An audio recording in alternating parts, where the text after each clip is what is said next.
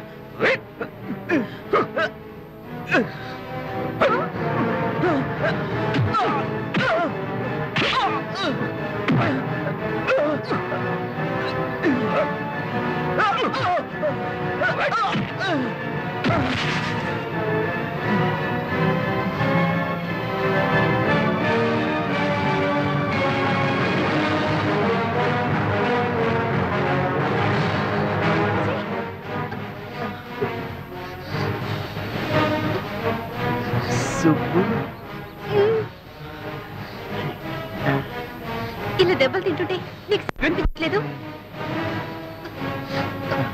అజయ్ నువ్వు వస్తావనే ఇంతవరకు వెయిట్ చేశా. ఇప్పుడు చూడు.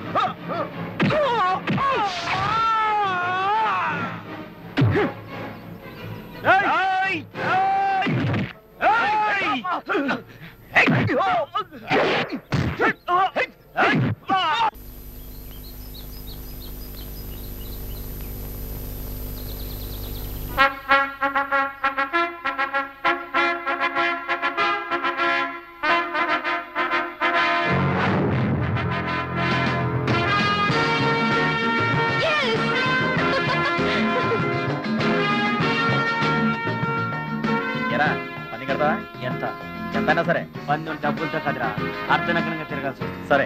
మీరు ఓడిపోతే మా కాలేజీ నుంచి మీ కాలేజీకి, మీ కాలేజీ నుంచి మా కాలేజీకి అర్ధనగ్నంగా తిరగాల్సి వస్తుంది. మీరు ఓడిపోతే మేము అదే చేస్తాం. మేము ఓడిపోతే అర్ధనగ్నంగానేట్రా, నగ్నంగానే ప్రదర్శన చేస్తాం. Okay, challenge. డన్. విక్కీ గడి మీద కోపంతో బట్టలు తీసుకుని పరిగెడతానంటావేంట్రా? ఆవేశంతో కాదురా, ఆలోచనతో. విక్కీ గడి మీద పగతో కాదు, అజయ్ గడి మీద నమ్మకంతో పందెం కాశాను.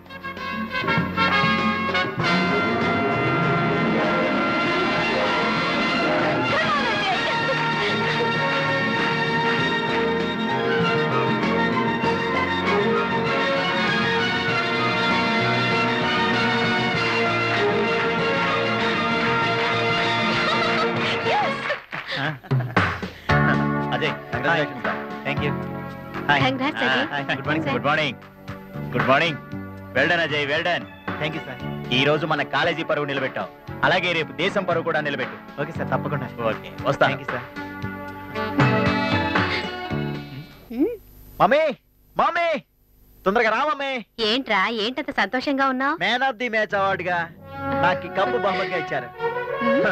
ఎందుకురా మిడిచిపాటు?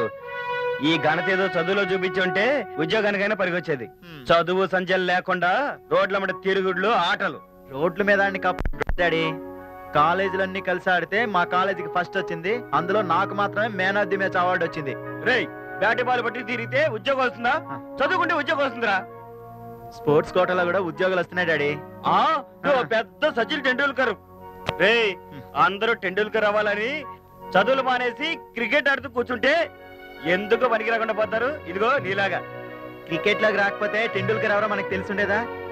పట్టుదల కృషి ఉంటే సాధించలేనిది ఏం లేదు డాడీ. పుట్టుకతోనే మహానుభావులు ఎవరైనా అయిపోతారా చెప్పండి? ఓహో ఎంతో గొప్పగా చెప్పావు. కాకపోతే అవన్నీ చేయడానికి కోచ్లు, ప్రాక్టీసులు, ఎక్సర్సైజులు ఇవన్నీ కావాలి. వీటన్నిటికీ బోల్డ్ అంత ఖర్చు అవుతుంది.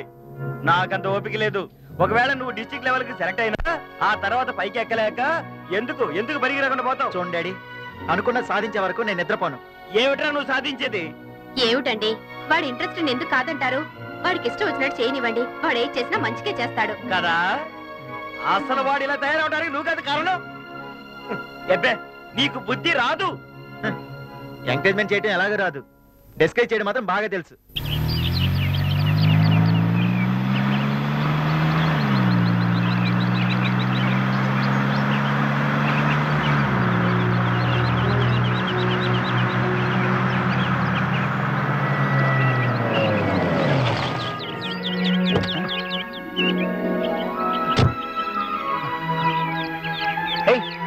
ఎవరు నువ్వు?